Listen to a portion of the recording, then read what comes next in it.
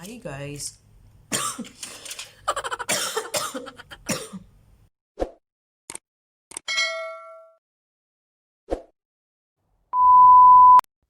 Hi guys, welcome back to my channel. So for today's video guys, gagawa lang po ako ng kunting update ng aking kalusugan. Kung nakikita nyo yung last vlog ko na andoon po ako sa Villaggio Mall.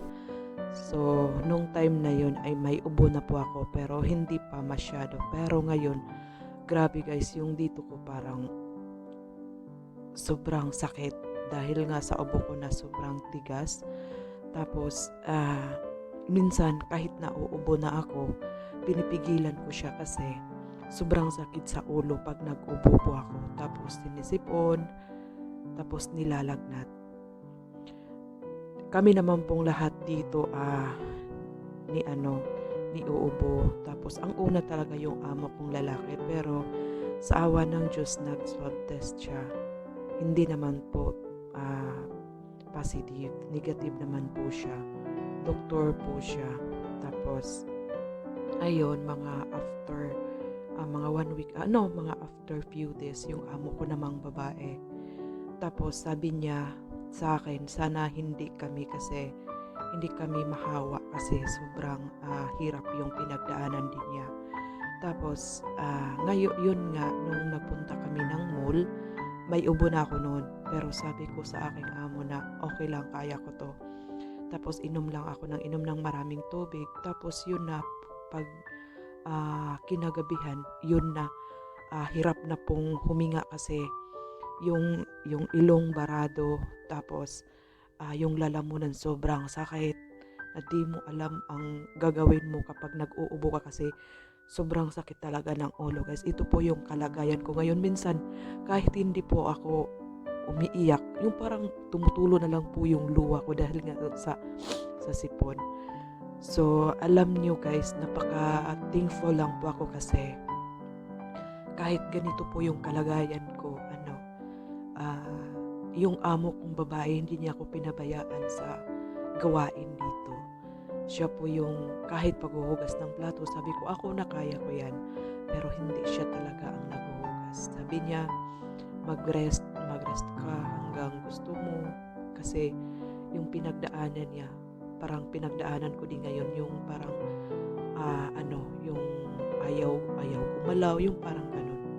Pero napakaswerte ko lang guys, no, kasi hindi ganyan yung mga amo ko. Tapos bihira lang po talaga ang mga OFW na pinakinggan ng mga amo kung ano yung pakiramdam nila. Ganyan kabait yung amo ko po dito, kaya maswerte po ako. Tapos nakapagdesisyon po yung amo kong lalaki na magpa-swab test. Pero ang kinatakutan ko, baka masakit tusok sa ilong, o di ba? Sa mga nakatry diyan, pwede naman i-comment down below kung ano ba talaga ang pakiramdam ng isa-swab test. Kasi takot ako, tapos ayaw ko din, pero kaya ko din naman siguro ititik. Tapos meron naman ditong mga gamot, mga ganitong gamot para talaga yan siya sa ubo. Tapos ito, nakakainis pa naman kasi sobrang laki ng ito siya, sobrang laki. Kaya pero tiniis ko talaga siyang inumin kasi grabe sobrang sakit talaga sa ulo. Siguro din naman sa sa weather, kasi nga siguro taglamig na dito, pero hindi na pa naman masyado ganun kalamig. Ang parang bandang alas 2, alas 3, hindi na siya mainit dito gaya ng dati na sobrang init. Ngayon na lang, parang katamtaman na lang po yung weather. So ngayon, pero paparating na talaga ang taglamig, kaya siguro ito yung naging reaksyon ng aming katawan kasi nga taglamig na. Tapos, yun nga guys, no, ah, pasensya na po kayo. Ginawa ko lang po tong live na to para lang po update po sa aking kalagayan. Kasi guys, hindi nyo na po ako nakitang nagla-live. Ayun. Ayoko naman po mag-live kasi panay ano po ako ng aking sipon. So para sa mga nagtatanong, may nag-i-inbox kasi bakit hindi na ako nagla-live. So yun guys ang dahilan kasi pag akyat ko ng kwarto, tulog na lang kasi sobrang pagod talaga, no. Tapos sobrang sakit ng ulo. Tapos sobrang sakit ng ewan ko, sobrang sakit ng katawan ko, parang trangkaso nga siya. So ayun guys, ang hirap talaga ng buhay, no, ng mga OFW kasi pag nagkasakit tayo lang, pero mas maswerte pa rin ako kasi hindi ako pinabayaan ng aking mga amo. So ganyan sila kabait sa akin. So maswerte ako dito, kaya very blessed and thankful talaga ako. Pero yun nga lang guys, no, yung parang gusto mong magpamassage pero wala. So ako na lang po yung nagmamassage sa akin dito.